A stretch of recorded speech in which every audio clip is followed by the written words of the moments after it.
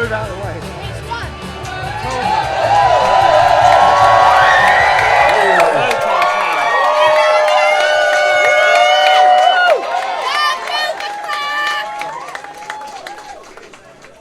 Thanks for showing out. Thank you. We love you! The weekend starts here. But before we enter into this little recital, I'd like to get the unpleasantness out of the way. I got here a little late this evening, too late to leave the official guest list on the door where it belongs. Obviously, I know a few people in the East End of London, and if they got to pay to get in, my life wouldn't be worth living. I don't know what you're thinking, would it kill them to buy a ticket? Well, I had a word with them beforehand, and yes, apparently it would. So now I got to read out the official guest list right here and now. I know it's out of order, and technically I'm eating into your entertainment time, and you're entitled to get upset about it. So I tried to make this guest list as entertaining as I could, and it's in your interest to pay attention here, because if your name isn't on this list, I'm afraid you're going to have to pay the admission price. I know. But them's the breaks. So you got to pay attention to this, the official guest list, because if your name ain't on this list, well, I'm afraid, like I say, you're going to have to pay the admission price. And but as luck would have it, I've tried to make it as entertaining as I can, and as luck would have it, everybody I know in the East End of London, their names, most of them, their names rhyme with each other. Huh? Well, what's the chances, huh? So pay attention, please, to the official guest list, exactly like this. Here's the Who's That Are You In It, Duke McGuinness and his photo finishers, Chandler Burr with a bucket of a murderer, inhuman fur, a one-man racial slur, better not forget her, Charlie Davidson and his Harley Davidson, J.R. Justice and the VIPs, anybody who speaks Maltese, Jerry Hall, she's very tall, from the Albert Hall, Rob Lowe, Dr. No, Shemp, Larry and Moe, Wayne Newton, his sister, wait a minute, Wayne Newton, his sister Fig, Roger Scruton and Mr. Big, Kenneth Anger, his sister Coat, dripping pearls, draped in stoat, the girl with a padlock up the throat, Get Carter, Sanjay Khanna, Jeffrey Archer and his sudden departure, Clarice Hilton, Little Milton, from east of Sweden, Peter Stilton, Jack Shit and the Zeros, borderline unpleasant heroes, Jimmy Zilch and the Scandaleros, Billy Dos Sombreros, Zorba and his Hellenic Shapiros, Sad Clown and his tragic Pieros, Prince Baron, the Emperor Ming, Big Ted, the Kidney King, El Vengador, Ilos Vengadores, Little Ronaldo, his sister Dolores, her cakes are very Moorish. Admit anybody who knows my brother, but anybody who says she's the mother of any child I might have sired who ain't my wife and yet she's wired. If you're letting her, I'm afraid you're fired. I'm mugging you off as I make this mark. Authenticated by Dr. John Cooper Clarke. It's official.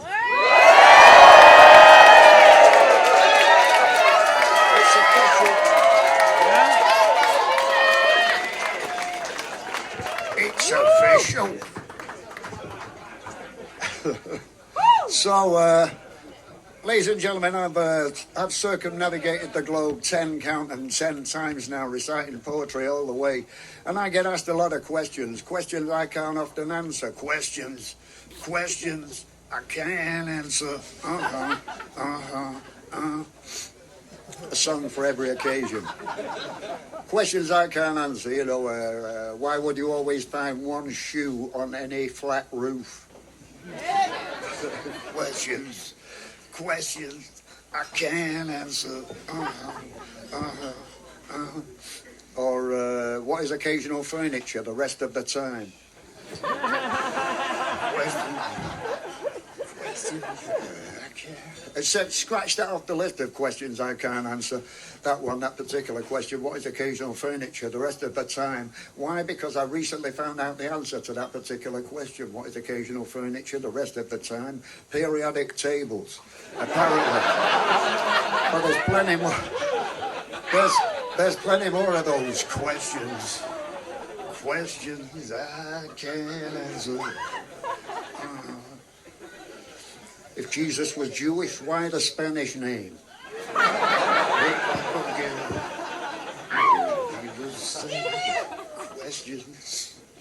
Questions.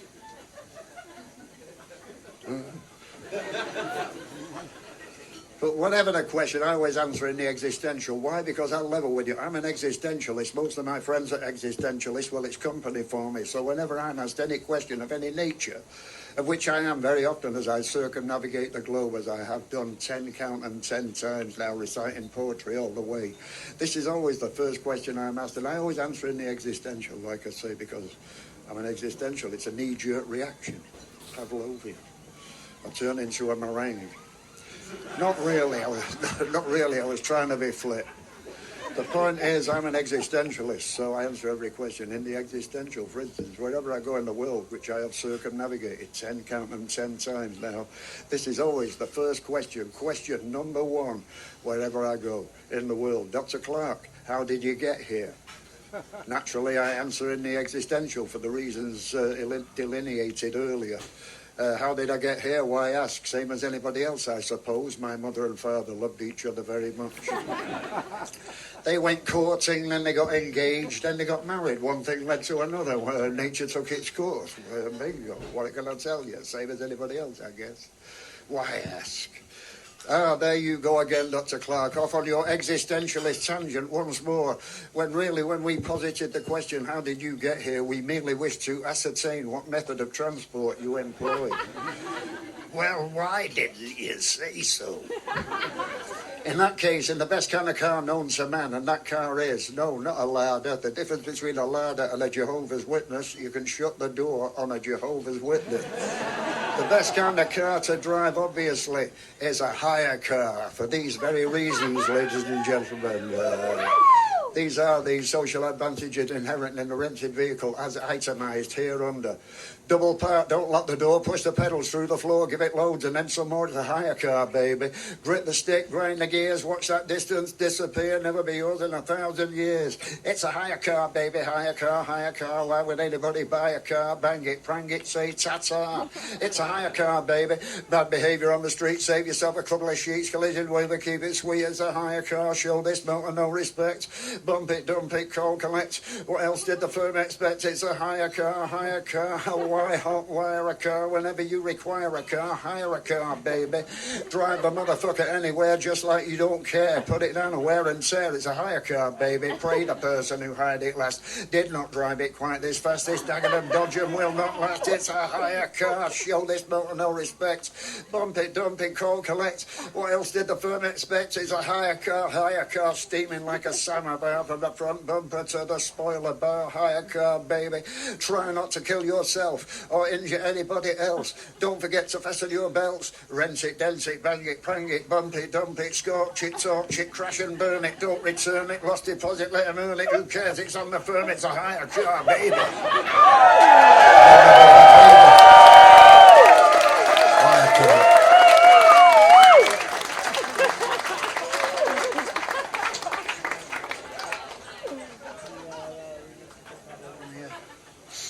This one's available in my anthology entitled The Luckiest Guy Alive.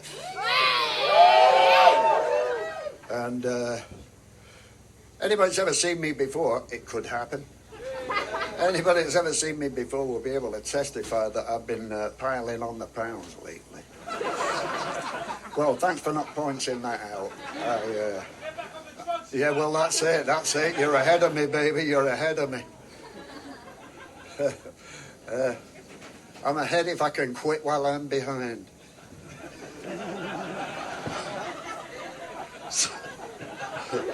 Thanks to people like him, that's entirely possible. Yes, indeed, it is that poem, but you know, yeah, thanks for not pointing out the dramatic weight fluctuation here. I know how bad it is. I fell downstairs last Monday. My wife thought EastEnders had finished early.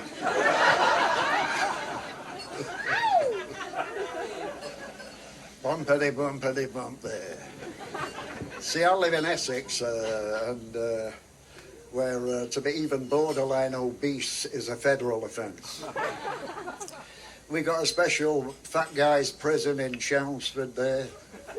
They got bars 5 feet apart. Let me out of here, will you? Crying out loud. It's a real problem starting a riot with that little tin cup. Clang! Clang! Clang! You don't want to go there. But there is a reason for this dramatic weight fluctuation which you're paying witness to this evening, ladies and gentlemen. If I might get serious about it, it's a very serious problem. And the only thing I ever had, as far as I know, the only thing I ever had in common with the late Luther Vandross. As far as I know, I never met the dude. I'll level with you. But that much, I watch Oprah. And that much we had in common, hands across the ocean there. Dramatic weight fluctuation. If I might make an educated guess as to the the tragic early death of Luther Vandross, if I might make an educated guess as a qualified medical practitioner, I would say that what led to his early demise was really a series of bad lifestyle choices. You've got enticing soul food available around the clock, delivered to your house if necessary, a sedentary lifestyle, prescription SSRIs. It's not going to end well. That's all I'm saying as a qualified medical practitioner. With me, with the dramatic weight fluctuation, it has to do with the abrupt cessation of the use of opiate drugs in a non-therapeutic milieu.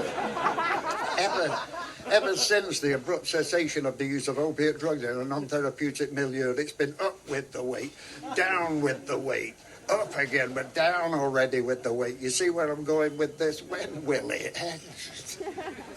And now I can't go anywhere near Manchester where I grew up, and I can't go back there because every time I see somebody I know, it's the same old cry, like that guy said there.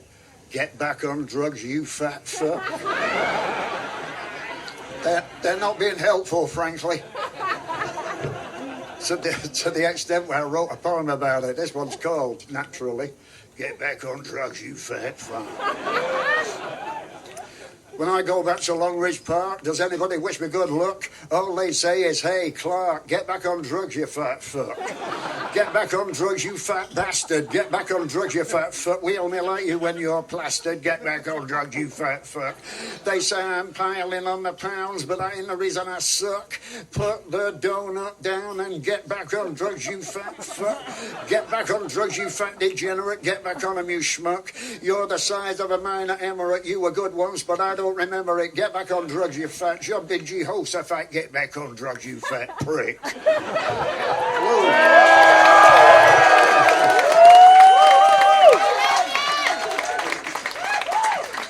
Thank you very much. Don't bother pointing out that schmuck don't rhyme with prick. I didn't get where I am today not noticing the phonetic dissimilarity between the word schmuck and prick. But you see what I did there? I subverted the form in order to point up a higher truth. That's what I did there. But these long, rambling, poetical sagas are all very well, aren't they, ladies and gentlemen, when really, sometimes less is more. I've circumnavigated the globe 10 times now, reciting poetry all the way, and believe me, less is more. Everybody loves a limerick. I don't care what anybody... Everybody loves them. And I'll try you with this one. Two ugly sisters from Fordham took a walk one day out of boredom. On the way back, a sex maniac jumped out of a bush and ignored them. So you're proving my point. You're proving my point there. Sometimes less is more. Unless you're Phil Spector, for whom more was always more. But he's out of the picture right now, so it looks like the minimalists have won the day, and I can dig that. I can write limericks. I tried to get a book of kids' limericks out for the lucrative Christmas markets a couple of years ago. It's going to happen one day. Everybody loves a limerick, and the thing is about a limerick, though, is you expect an obscene last line. If it hasn't got a dirty payoff, it's no point in it. But I tried my best to keep it suitable for the under-11s, which is the most lucrative literary stream, especially at Christmas time. They've not learned how to work a mobile phone yet, so they're interested in books. so anybody, that's the sweetest plum, kids literature. It's too late for me now. I can't remember what kids think like. Not at my time of life. But I was put right by it. I employed an editor for this. You know, I came up with a couple. It was seasonal. It was a Christmas book. You know, a stocking filler, as they say. I came out last Christmas. A fella named Ken scaled the ice-bedecked hands of Big Ben. Ascending at noon, he slid to his doom at precisely 6:30 p.m. Well, you see how that might happen. It makes a kind of sense. It's got its own inner logic and things like that. But like I say, you know, you do limit. Sooner or later, it's going to get sort of beyond the understanding of an 11-year-old. Like this one. I knew a fella called Frank. His wife was a bit of a skank. He wrote down her PIN before doing her in and left all the way to the bank. Well, what 11-year-old? What 11-year-old is going to relate to that level of misogyny? What was the other one? Yeah. He says, no, I took it to, I got a load of them down. And I said, oh, yeah. A stay-at-home lady named Roz said I don't go out much because I already know wherever I go, I wish I'd just stayed where I was. I call that one agoraphobia. But they're not all the limits aren't that serious, are they? So he said that, you know, this isn't going to appeal to 11-year-olds, you know. What they like is laboratory humour. So I don't do that, you know. You can leave it out. So it's, no, you want to be a billionaire or not? All right, I said, try this one. I knew a fella called Wyatt decided to go on a diet, though pulses and beans and seasonal greens gave him no little disquiet. So anyway, he said, no, they won't get that. They're 11 years old, all those big words, disquiet. What do they know from disquiet? You can't use language. Spell it out for them. So I said, all right, what about this one? There was a schoolboy in Florida whose flatulence could not be horrider. The gas he would pass sent the rest of the class in single file to the corridor. That's more like it. Anyway, it didn't happen. It didn't happen, and that's a shame. It's a dirty, rotten shame.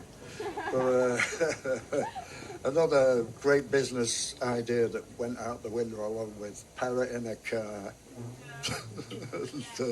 Yeah, parrot in a car. Somebody's in there. Yeah, you know it. Yeah, all right. Yeah. But you know about it. I've still got a bug up my ass a mile wide about that motherfucker. I could have been a contender. Don't get me started. Excuse me, I gotta have a drink here after that. Hey, don't cheer.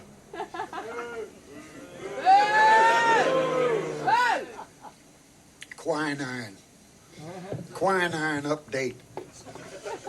It's the old tropics catching up with me again. Quinine, ladies and gentlemen, yes sirree, fever tree. Quinine, I found this quinine.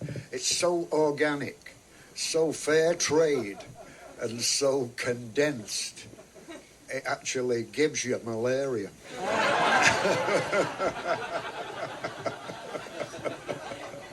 As a doctor, I wouldn't recommend it. So yeah, the shorter the better sometimes. Speaking of medical stuff, speaking of the medical profession, here's a little thing I wrote in the service of the NHS about 20 years ago now, when the biggest problem was chlamydia at the time. So I've given the game away there. I wrote this poem, and it was going to be called Lydia. Lydia, and then, well, you know why you're laughing, because you know that Dean Friedman had a hit with a song called Lydia, Lydia at that time, so I know why you're laughing there. You know, it could have landed me stuck with the litigation process. So, you know, identity theft or something. Anyway, gladly it didn't happen, just in the nick of time as it happened. I was just about to do this as public service poem. I put less is more, especially when you're writing for the National Health Service. Time is money. Broadcasting time is big money. And apparently they ain't got a lot of it. So, you know, you got to keep it brief for when you're writing jingles for the NHS. So this one I did out of the goodness of my heart. It used to be called Lydia, Lydia, but now it's called something else because I found out I'm just about to do it for the first time at the George Bernard Shaw Theatre, CLARKE, London, England. Just about to deliver this number. The following message came from the side of the stage. Psst, Johnny, what? Change the title. Why? He's in the audience. Who? Dean Friedman. The ragamuffin Romeo himself here tonight? What the? Huh? Yes, and he's a very litigious person who can afford a better lawyer than you. So if you don't want to live out the rest of your life in utter penury, change the title immediately. So, proving once again that, thinking on my feet, I come up with this much better title, actually. Proving once again that necessity is the mother of invention. And not Frank Zappa, as some of you have perhaps assumed. No, necessity. And so I came up with this one. Now it's got a much better title, much more snappy, much more to the point. Lydia, girl with an itch. Lydia, Lydia, get rid of your chlamydia. Only an idiot would ever consider you. That's it, that's right. What are you waiting for? What are you waiting for? The happy ending? There isn't one. I got news for you.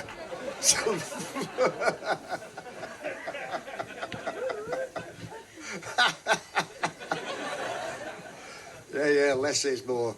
And of course, when you're dealing with matters of sexual hygiene on behalf of the NHS, you have to be inclusive. And that means you have to include people that might indulge in what we might call aberrant sex of one kind or another. It's a vast area that I obviously have no knowledge of. But you have to include some of these people in the interests of, inclusion. And there's another word, but interchangeable with that, but I can't think of what it is. Remind me to look it up when I leave the stage. Excuse me. Anyway, so with that in mind, I call this one necrophilia. Keep it short, I know what you mean.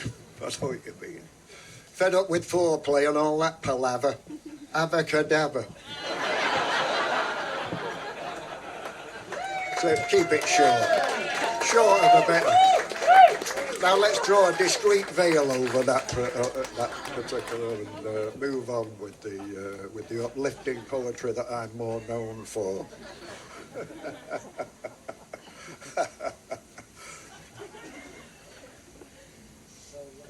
What kind of things do you like? What kind of things do you like in the East End of London? Beasley Street. All right, I'll do that. Yeah. Hey! Oh, then. All right. Yeah, here's one. Every time the BBC is doing a programme on Radio 4 or BBC 2 or any of their streams, whenever they're doing a programme about Thatcher's Britain, and when aren't they doing a programme about Thatcher's Britain, this one always comes up on the soundtrack, but invariably as a kind of searing indictment of Thatcher's Britain. But the trouble with that narrative is that I wrote this 18 months before she ever got anywhere near Westminster. In fact, if anything, I worry about I might give her a few ideas. See what you think. See what you think at the end of this one. I've had a request from over there, but I'm going to carry on anyway with this one. Beasley Street. Anyone with Far-flung crazy pavements crack the sound of empty rooms, a clinical arrangement, a dirty afternoon where the fatal germs of Mr. Freud are rendered obsolete. The legal term is null and void in the case of Beasley Street and the cheap seats where murder breathes. Somebody is out of breath. Sleep is a luxury, they don't need a sneak preview of death. Deadly nightshade is your flower, manslaughter, your meat. Spend a year and a couple of hours on the edge of Beasley Street in the boarding houses and the bed sits full of accidents and fleas. Somebody gets it where the missing persons freeze, wearing dead men's overcoats. You can't see their feet. This rift joint shuts, opens up right down on Beasley Street. Cars collide, colours clash, disaster movie stuff. For the man with the Fu Manchu moustache, revenge is not enough. There's a dead canary on a swivel seat. There's a rainbow in the road. Meanwhile on Beasley Street, silence is the mode. Up beneath the collar, an inspector calls. The perishing stink of squalor impregnates the walls. The rats have all got rickets. They spit through broken teeth. A bloodstain is your ticket one way down Beasley Street. The hipster and his haircut, driver borrowed car. He looks like the Duke of Edinburgh, God rest his soul, but not that la-di-da. OAP mother-to-be, watch that three-piece suite. When shite catcher drains and crocodile skis are seen on Beasley Street, the kingdom of the blind. Mr. Magoo is king. Beauty problems are redefined. The doorbells do not ring like bulb bursts like blisters. It's the only form of heat. Where a fella sells his sister down the middle of Beasley Street, the boys are on the wagon, the girls are on the shelf. Their common problem is that they're not someone else. The dirt blows out, the dust blows in, you can't keep it neat. It's a fully furnished dustbin. 16 Beasley Street people turn a poison quick as lager turns to piss. Sweethearts are physically sick every time they kiss. It's a sociologist's paradise. Each day repeats. Uneasy, cheesy, greasy, queasy, beastly, Beasley Street.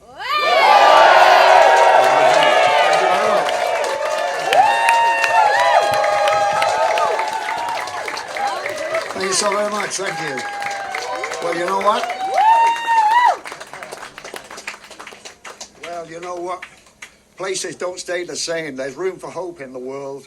We recently, that's a pretty grim chain of events I've just delineated there in that poem. But you know what? We recently revisited that area with, we went back there with some money from Urban Splash, Lawrence Llewellyn Bowen, George Clarke, and a couple of lifestyle gurus. Now you just wouldn't recognise the place. You want to hear about the makeover? Sure you do. And this one's written in exactly the same tune as the last one for your ease and convenience this evening. Low Sloane, shady basement gaffs, rooms of empty sound, strip ribbon casements with Venetians halfway down. It's the Hoxton Finn with a nervous trim and a fragrant disregard. Urban splash art, ghetto gym. Beasley Boulevard, slaked and glutted and sated. Hunger has no home. Pampered, preen, patinated in a multicultural kind of tone. Looking good, lose the hood or lose your loyalty card. Here comes the neighbourhood. Beasley Boulevard, noodle bars, poodle pals, studio brands. Ask. Somebody saw King Charles in an Alfred E. Newman mask. Anything could happen, but it hardly ever does. There's a pub, but the regulars are barred. Nobody there. Harsh your buzz round Beasley Boulevard. The Mall, whatever you want to call it, serves that glittering horde. Weird choice, enticements, wall to wall, attracted then ignored. You want a shop where you don't need a cop and nobody swipes your card for a fair deal and a bit on top. Beasley Boulevard. There's the fat man's grocer, the fox outfitter, the drunkard's licensee, that guy who's giving everyone the jitters, who's never been on TV. Never been on TV, you say, how very avant-garde. Black and white turns pink and grey round Beasley Boulevard. A stringent disinfectant with the most intrusive scents, wreaking violence on anyone of an olfactorial bent. While health and safety the best in, and the guys from Scotland Yard keep the area free from sin. Beasley Boulevard, yeah, top of the range, regime change, long gone, overdue. The cops are gone, it's pale and strange, but a whole new kind of view, slightly better than paradise, if you don't look too hard. Made over nice and nice. A B&B you wouldn't be without. BBC did a DVD about B.B. King, did a thing in here about a Garden of Eden in every yard. A phone box clear of hookers' cards, they gats to promenade on Teasy Weasy, easy peasy, Beasley Boulevard, yes, custom easily, million easily, Beasley Boulevard. Thank you very much. Thank you. Wonderful. Terrific. Thank you very much.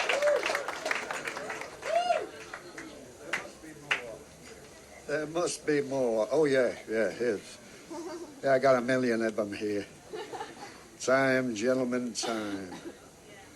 Yeah, necrophilia, you like that? You seem to like that one. Well, listen, ladies and gentlemen, thanks for showing out tonight. And if I don't get the chance, this one really is directly from my heart to you, ladies and gentlemen. I don't have to do this for a living. I could always starve to death. There's always a choice, that's all I'm saying. In a wonderful country like ours, there is always a choice. And I only do this for those little luxuries anyway, like bread, shoes.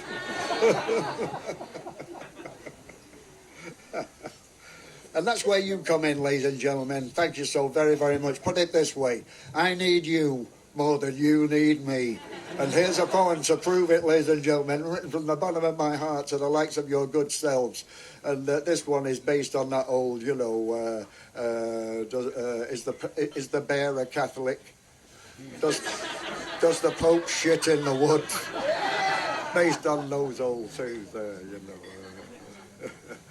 And this one's called Are You the Business? It's available in my latest anthology, What? Directly from my heart to you, thank you. Does Superman wear blue tights and keep away from kryptonite? Do old ladies get mugged at night? And are you the business? Do workers want a living wage? Would a tiger run from an open cage? Is turquoise known as Indian beige? Are you the business? Are you the fuck-off business? Is my first name John? Is strange ways full of prisoners? And am I over 21? Are the royal family rich? Is Scooby-Doo one son of a bitch? Is Wembley Stadium a football pitch? Are you the business? Did Pablo Escobar knock out coke? Does Batman wear the jagged cloak? Was Jesus Christ a decent bloke? Are you the business? Did Oliver Reed ever get pissed? Can Chubby Checker do the twist? Was Karl Marx a communist? Are you the business? Was James Dean a cool cat? Was Kennedy a Democrat? Do Hasidic men wear hats? Are you the business? Will narcotics put you on the hook? Did Dostoevsky write the odd book? Was Al Capone a bit of a crook? Are you the business? Did Buddy Holly wear horn-rimmed specs? Is the Czech Republic full of Czechs? Did Sigmund Freud consider sex? Are you the business? Did Adolf Hitler dislike Jews? Jesus, gypsies, fags and booze? And were his catamites born to lose? Are you the business? Did Elvis ever rock and roll? Did James Brown have any soul? Would I touch yous with a 10-foot barge pole? Are yous the business? Yeah. You're applauding yourself.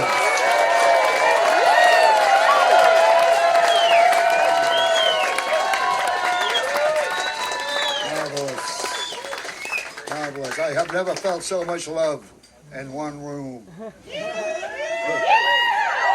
Anyway, there's too much happiness in the world. So here's one. I'm going to put a stop to that. Right now, ladies and gentlemen, and I've got such a choice of, since I stopped listening to Radio 4, I'm a much happier person.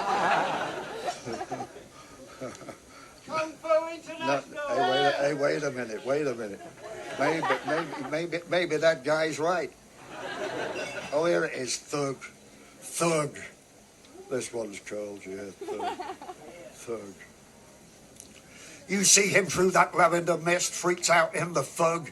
In his eyes you are the trouble as he gives your braids a vicious little tug. He greets every tragedy with a non-committal shrug.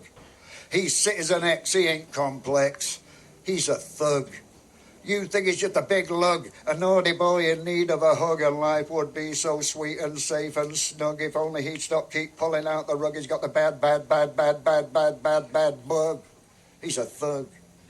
If his best friend is a 44 slug, if he drinks raw gravy right out of the jug, if the family motto is glug, glug, glug, you know what? He's a thug. If to him every man with a smile on his face is smug, if he tells you his name is Pancho when really his name is Doug, if everybody but him is a useful mug, if he blocks up your airways with a second-hand butt plug, He's wrong and strange, he'll never change.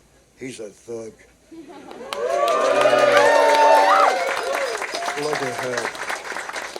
Look, I don't want to leave you. I don't want to leave you with that image of, you know what I'm talking about. I wish I'd never written it. It crawled into my mind, honest. I wish I'd never written it now. I mean, a second-hand book. Look. One thing to block off the chick's airwaves, but with a second-hand book, look, that adds, I don't know, injury to injury on injury there, right there. Second-hand book, look. You don't know where it's been. The trouble is, you know where it's been.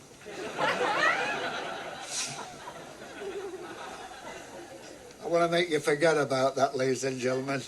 If it's the last thing I do, I'm going to wipe that horrible image out of you. But the one that nobody held a gun to my head.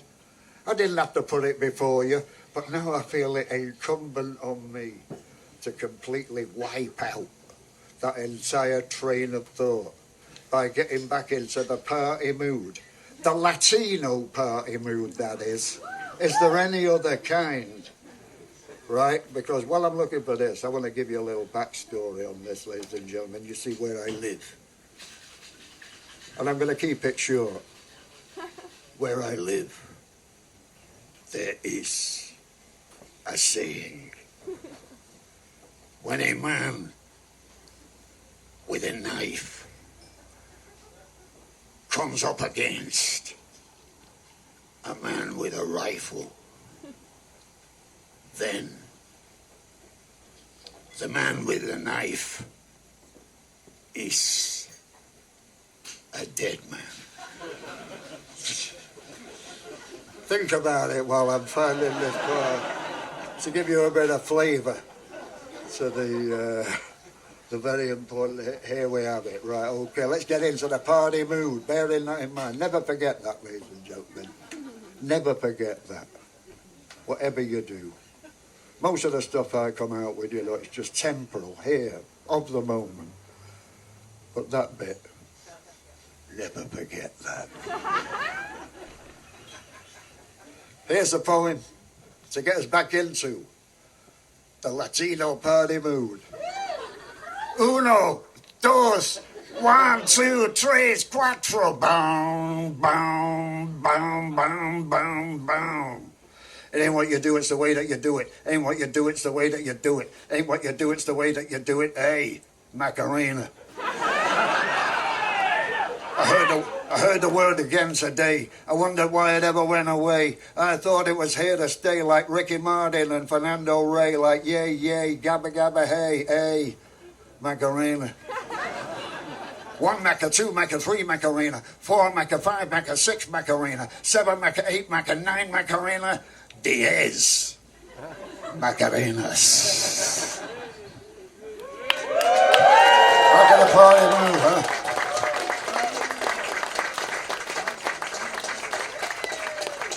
We love you! That's the way I like it, baby. Well, you know, this one's... my marital career up until now has been long and largely pointless. Until now, as I say. My first wife, she left me because of my football obsession. What a shame, we would have been together 13 seasons.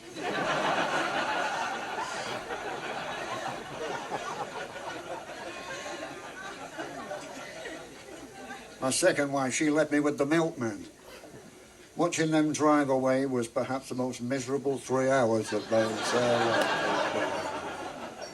So I'm entitled to be a bit, you know, jaded on the subjects. But I'm sorry if I am, but, you know, it hasn't always worked. Somebody once said that a wedding is a funeral where you can smell your own flowers. Well... that's a tough judgment, even for me, ladies and gentlemen. I prefer to see it as a sexual relationship that has been ratified by the police.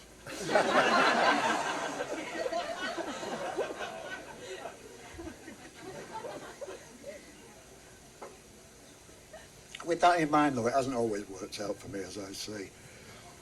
Take my first marriage on our wedding day, the registrar. Do you take this woman to be your lawful wedded wife, etc.? Would you know? Well, what are you trying to palm her off on me for? We went ahead with it. We were like chalk and cheese. Apart from that, we had nothing in common at all. What's happening out there? Trouble. Trouble. Get the marshal. Wouldn't do that if I were you, mister. It's more interesting than anything I've got to say. I tell you, I've got Clara all over the place here. No, it really, serious, not serious. What is it, mild altercation? You know what I'm saying? Any claret? We got off light, ladies and gentlemen. No serious hemorrhages have taken place on the premises this evening. All right, here it is then. So yes, chalk and cheese.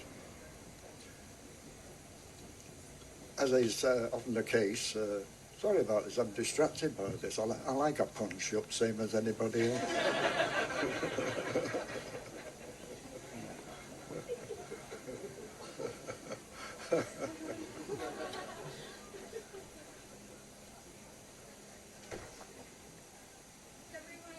Sorry, I'm what we go. Do you have that saying it? Nosy Park.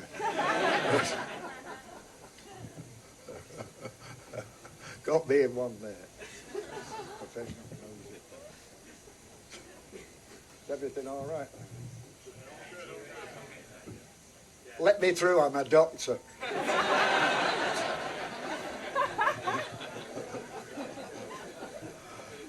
Routine tracheotomy. I got a biro.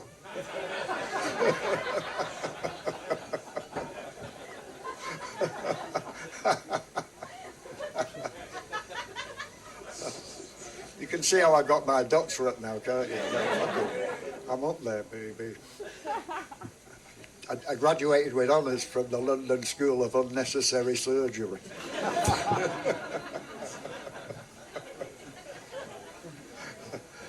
But if I was to attempt a routine appendectomy on any of you people now, the BMA would be down on me like a ton of fucking shit. Red tape. What you gonna do? Anyway, yes, here we are. So as usual, so we weren't suited, my first wife and I. As usual, as is often the case anyway. A failed marriage led to a successful divorce. We split the house.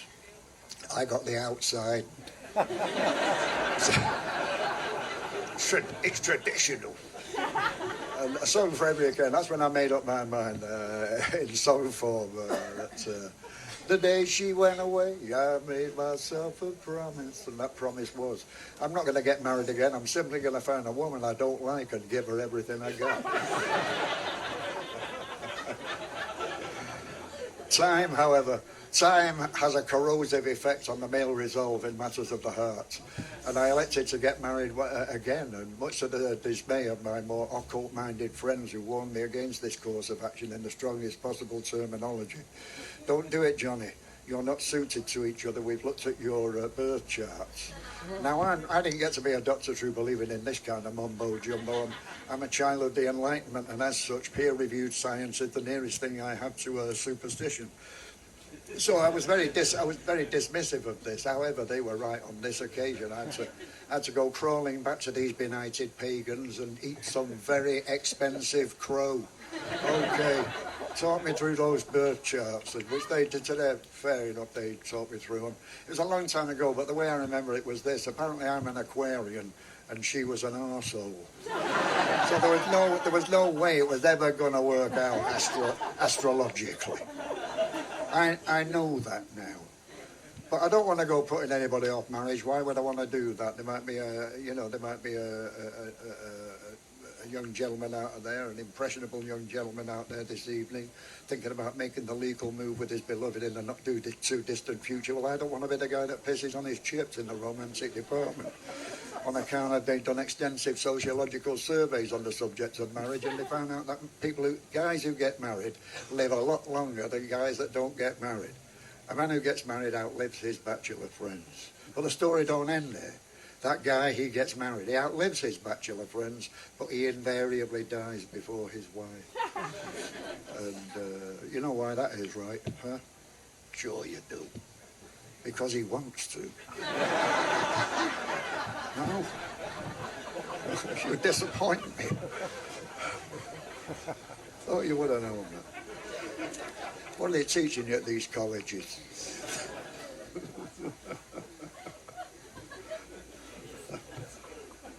Well, anyway, I don't want to put you that young gentleman, that impressionable young gentleman, I don't want to put you off marriage because of this. And here's a bit of a pet talk here. Women, they'll put up with a lot. It's a well-known fact. But don't ever get on her nerves. They hate that when you get on their nerves. Never get on their nerves. You'll forget all about it, and then 25 years later it might come up in a conversation that you don't think it's appropriate. That time you got on her nerves 25 years ago. But if you really piss them off, then you get the silent treatment. So it's worth putting in that little bit of extra effort there. Anyway, I'm not here to give out lifestyle advice. All I'm saying is that none of this actually applies to me. I couldn't be happier now. As you can see, I wear the band. This tiny ring is a token of love and devotion. That's why I sing, because I wear a ring. Okay, the jig's up. Oh, come quietly, Oscar. 10-4. So I couldn't be happier, that's all I'm saying. None of this applies to me. Very often, here's a poem to prove it, ladies and gentlemen. Very often in the modern world, a marriage, it begins with a heart and a diamond. 2 weeks later, you wish you had a club and a spade, right? But that don't apply to me. That don't apply to me. That's all I'm saying. And here's a poem to prove it, ladies and gentlemen. Thank you very much for being so very patient. From the bottom of my heart. The title of this one appears at the end of each subsequent verse with monotonous regularity. You'll get the message, I'm sure, on the way. The doorbell used to say ding dong, but now it bursts out into song. If I'm forlorn, it ain't for long. Could I be wrong, or have I fallen in love with my wife? Fare thee well, my fairy fay, we cared so slightly anyway. Call me crazy with a capital K, but I've fallen in love with my wife. I've fallen in love with my wife. She populates my days with my old breakdown running rife. I have to keep her under my gaze. You love somebody, set them free. That don't make no sense to me. I'm keeping her under lock and key. I've fallen in love with my wife. Rainbows and butterflies occupy the summer skies. Imagine my surprise. I've fallen in love with my wife. I've fallen in love with my wife. I've fallen in love with my wife. She populates my days. It's keeping me awake at night. My head stuck in this funky maze. Every time I talk, I mumble. Every time I walk, I stumble. I'm dancing like a drunken uncle. I've fallen in love with my wife. I've fallen in love with my wife. She populates my days. She's not that far from a carving knife. I have to keep her under my gaze. I don't swear, but what the hey? I'm all right and she's okay. Get out of our fucking way. I've fallen in love with my wife. I'm her fella. She's my mate. She steals the chips right off of my plate. No wonder I'm losing weight. I've fallen in love with my wife. I steal a kiss. She takes the piss. We lived a life of ignorant bliss. All that and now this. I've fallen in love with my wife.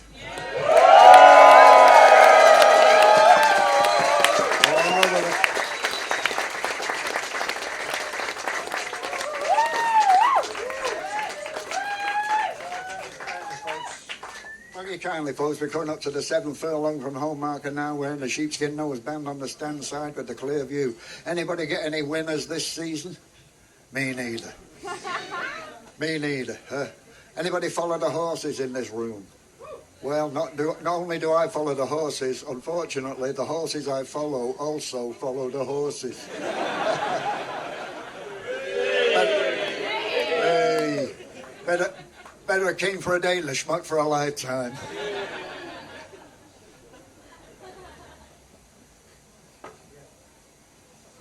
Okay, ladies and gentlemen, that was on the subject of love.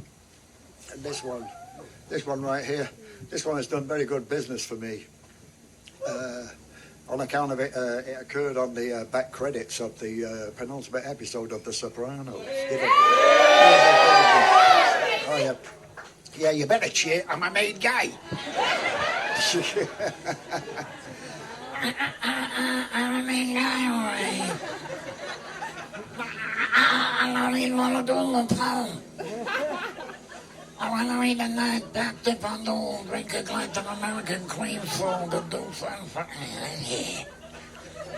Hey, shut up, by your mouth.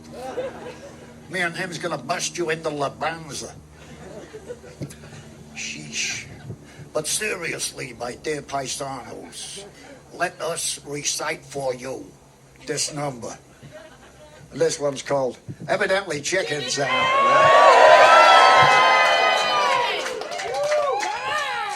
The fucking cops are fucking keen, the fucking keep it fucking clean, the fucking chiefs are fucking swine, the fucking trolls, the fucking line, the fucking fun and fucking games, the fucking scummy fucking blade, there's nowhere to be fucking found. Anywhere in Chicken Sound, the fucking train is fucking late, fucking wait, fucking lost, fucking found, fucking Chicken Sound. The fucking viewers fucking wild for fucking miles and fucking miles. The fucking babies fucking cry. The fucking die. The fucking food is fucking muck. The fucking drains are fucking everywhere's fucking brown. Everywhere in Chicken Sound, the fucking rain is fucking late and fucking wet and fucking lost and fucking found. Fucking Chicken Sound. The fucking view is fucking vile for fucking miles and fucking miles. The fucking flat, the fucking flats are fucking wrong. Chicken Sound. The fucking train.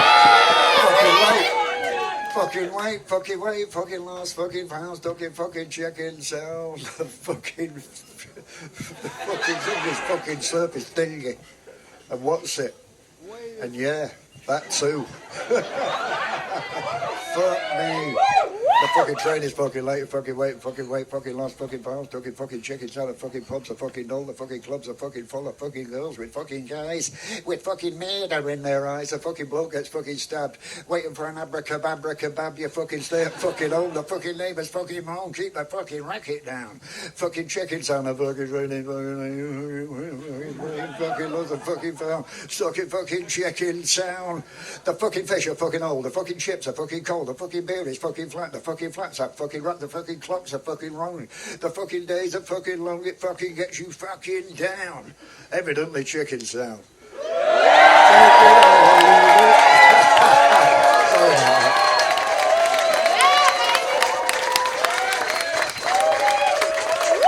Thank you so very much. Thank you so much. You're very kind.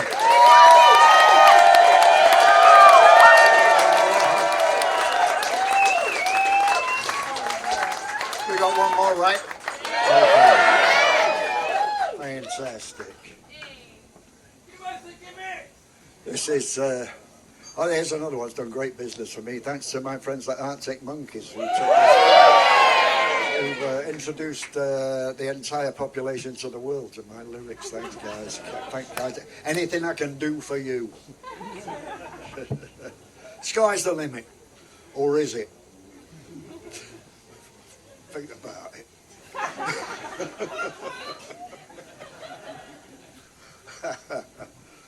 You know, very often as I circumnavigate the globe, as I have done 10 times, count them now, I think we've established this. I love a circular conversation, but as I visit these places, I often go to places where the population doesn't have English as their first language. And often called up on the tea time, their equivalent of the One Show in Sweden, for instance, quite recently. And, tea time show, keep it family. I can dig that.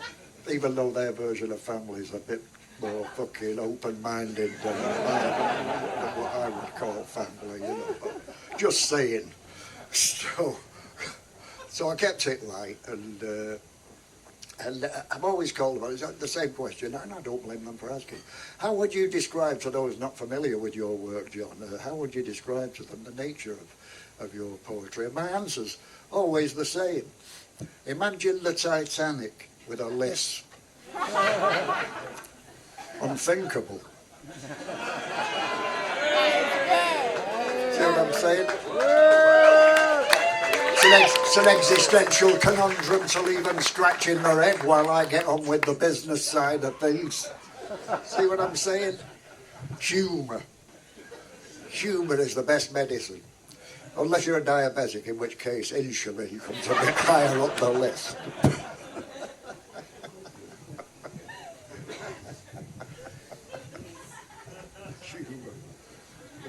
Will you fuck off with your humour now? So she's going into a hypoglycemic coma.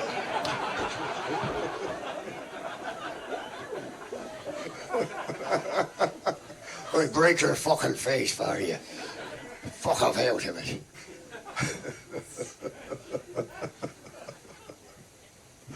All right, ladies and gentlemen, you've suffered enough.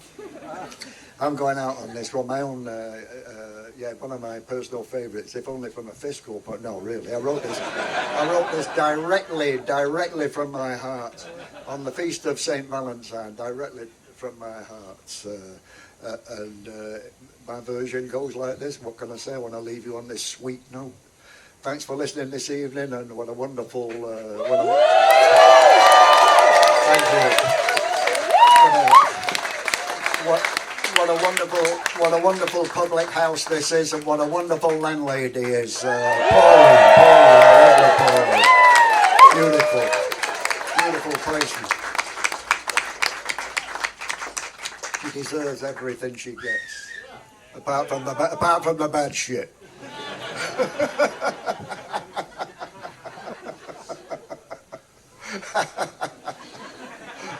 Quick out of the trap with that one. No, really, her life is an open book. As is mine, available at Waterstones for the Christmas rush. Yeah! Don't be the last in the queue.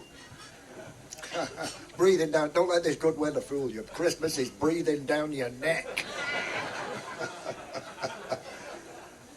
Here it is anyway, ladies and gentlemen, directly from my heart on the Feast of St. Valentine. This one's called, and also the title, as I say, of my memoir, available at Good Stockists. And it goes like, my version goes like this. Let me be your vacuum cleaner, breathing in your dust. Let me be your Morris Marina, I will never rust. If you like your coffee hot, let me be your coffee pot. You call the shots, I want to be yours. Let me be your raincoat for those frequent rainy days. Let me be your dream boat when you want to sail away. Let me be your teddy bear, take me with you anywhere. I don't care, I want to be yours. Let me be your electric meter, I will never run out. Let me be the electric heater you get pneumonia without. Let me be that setting lotion that grips your skull with deep devotion, deep as the deep Atlantic Ocean. That's how deep is my devotion. A deep, deep, deep, deep, deep, deep. I don't want to be hers, I want to be yours. Thank you for listening, ladies and gentlemen. We'll meet again sometime. Sayonara.